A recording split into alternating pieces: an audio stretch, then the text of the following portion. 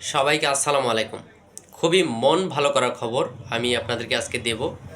তো গতকালকে আমি একটি খবর দিয়েছিলাম যেখানে হচ্ছে দুইটি যুদ্ধ বিমান ভূপাতিত করেছিল ইরান। দুইটি যুদ্ধ বিমান ভূপাতিত করেছিল ইরান যুক্তরাষ্ট্রের যুদ্ধ বিমান। তার মধ্যে একটি ছিল F-15 যুদ্ধ বিমান। F-15 যুদ্ধ বিমান, এই F-15 যুদ্ধ বিমানের ভূপাতিত করার সময় একজন ক্রু, বিমানে দুইজন পাইলট ছিল, একজন পাইলট নিরাপদে বের হয়ে যেতে পারছিল, নিরাপদে সরে যেতে পারছিল প্যারাশুটে করে নেমে, কিন্তু অপর একজন পালাতে পারে নাই। ওই ব্যক্তি ইরানে আটকা পড়েছিল এবং তাকে উদ্ধার অভিযানে যায় হচ্ছে যুক্তরাষ্ট্রের দুইটি হেলিকপ্টার নিয়ে তাকে উদ্ধার করতে যাওয়া হয়। তাকে প্রথমে খোঁজাখুঁজি করা হয়, তাকে প্রথমে শনাক্ত করা যায় নাই তিনি কোথায় আছেন, নিখোঁজ ছিলেন।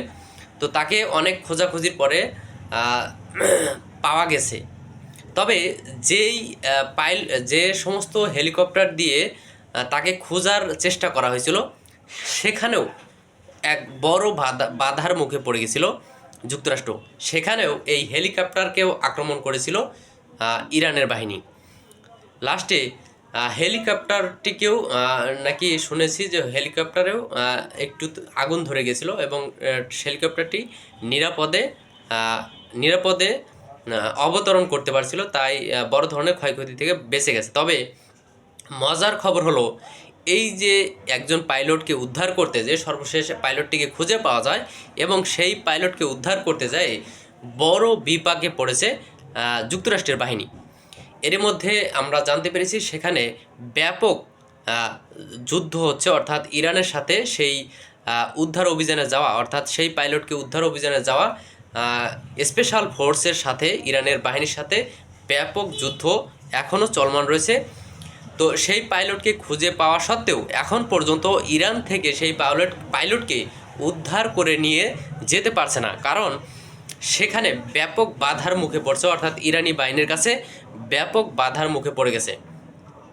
তো এই জন্য সেখান থেকে কিন্তু এখনও উদ্ধার করে নিয়ে যেতে পারে নাই। তো খুবই মজার খবর হচ্ছে,